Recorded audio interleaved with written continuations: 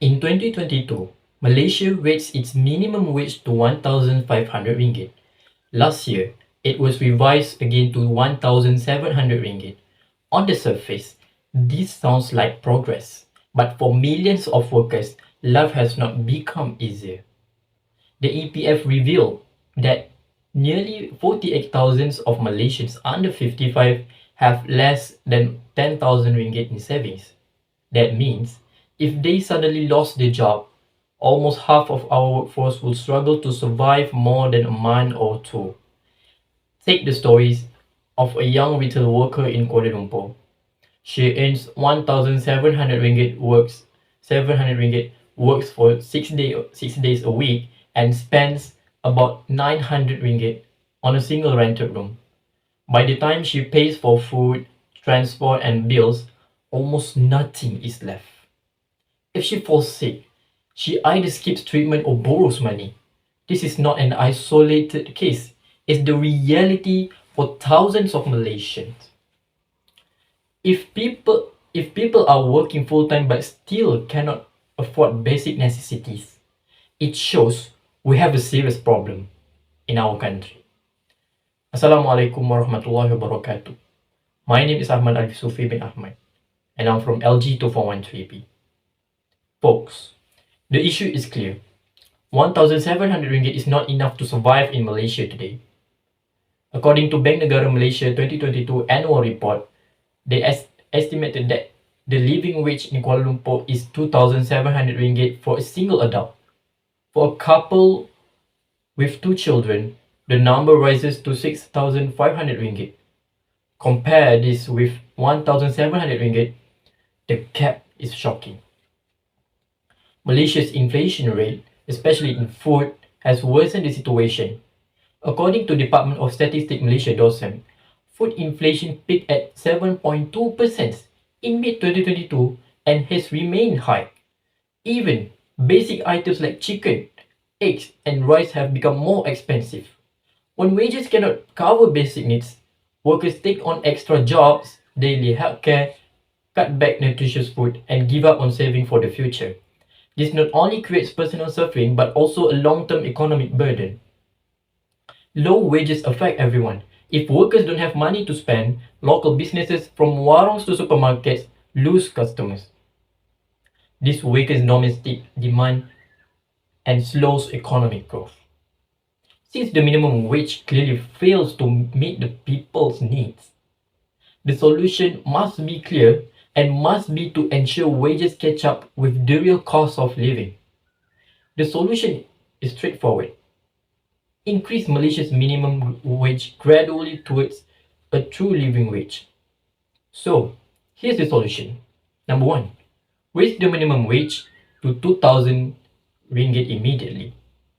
This is realistic, and it will help millions of workers manage rising costs without shocking businesses. Number 2, introduce a progressive wage adjustment. Wages should be reviewed and adjusted every 2 years to keep pace with inflation rather than waiting for political cycles. Number 3, support small and medium enterprises SMEs. Many SMEs worry that higher wages will increase their costs. The government can provide tax incentives, wage subsidies, or automation grants to ease their transition. And number 4, invest in skills and productivity. By pairing higher wages with vocational training and upskilling programs, we ensure that workers are not just paid more, but also become more productive and valuable to the economy. This is not just a theory. Countries like New Zealand and Germany have steadily increased minimum wages while supporting businesses. The result? Stronger consumer demand, healthier workers, and more resilient economies. But let's take a moment to picture how this will impact Malaysians in their daily lives. If we do nothing, imagine a father working in a factory earning 1,700 ringgit. He has 2 children, rent, school fees, food. and transportation eat up everything. He cannot save for emergencies or his children's future. Stress builds up. Health declines. His children may repeat the same cycle of poverty. If we raise the minimum wage, that same father earning 2,000 or more can provide better meals for children, pay school expenses without borrowing, and maybe save a little each month. Multiply this across millions of families, and the result is a stronger middle class, healthier communities, and an economy where businesses thrive because people have money to spend. This is not just about money. It's about dignity, security, and hope. A decent wage means workers can dream of a better future rather than just surviving day by day to day. But none of this will happen unless you take an action. So, what can be done here? First, as workers and students, speak up a lot about wage issues. Support the petitions, raise awareness on social media, and join platforms where voice matters. Number two, as employers, recognize that fair wages are not costs but an investment. Workers are paid fairly, they will become more loyal, motivated, and productive. And three, for the government, as a policymakers, they must commit to aligning the minimum wage with Bank Negara's living wage estimates, not just short-term political promises. I urge everyone here to support this call. Raise Malaysia's minimum wage to 2,000 ringgit now, and more progressively toward 2,700 ringgit in the years to come.